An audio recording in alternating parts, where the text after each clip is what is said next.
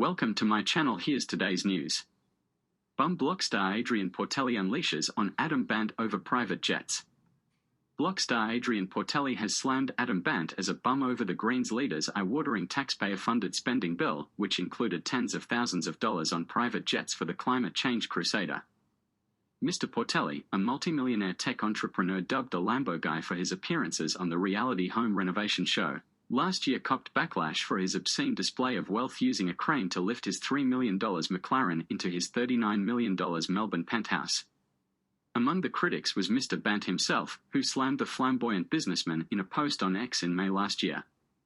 Labor's giving this guy a $9,000 tax cut while people starve on $52 a day, the Greens leader wrote. But Mr. Portelli hit back on Tuesday, taking aim at Mr. Bandt for apparent hypocrisy in a series of Instagram stories. People starving on $52, and here you are using taxpayers' money to pay for your private jets at Adam Bandt, he wrote. It came after the Daily Telegraph revealed that the federal MP for Melbourne racked up an annual expense bill of $963,166 in 2022, not including his $314,000 salary and wages of his 21 personal staff. The spending included $23,000 on 2 private jets during the 2022 election campaign.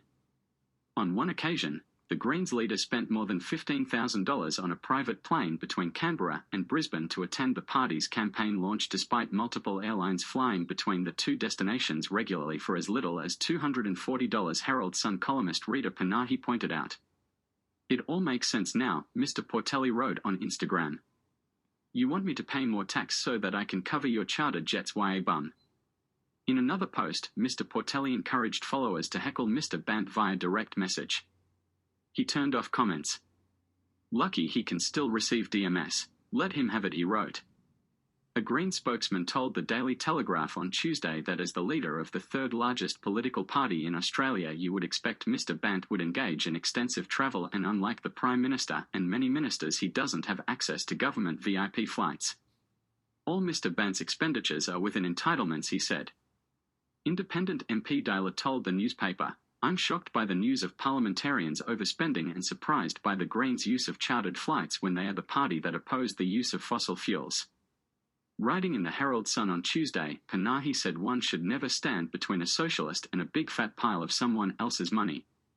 Greens leader Adam Bandt might rail against capitalism, but he sure loves private jets and luxury cars as long as someone else is picking up the bill, she wrote. You'd think the main transport favored by a party that pushes the most extreme climate policies would be public transport, not private cars and jets, but I must have missed the Mikey card expense report. Mr. Portelli, known for his repeated purchases of multimillion-dollar properties on the block, is a university dropout who initially worked at his father's truck repair business before striking riches in Los Angeles working in tech startups.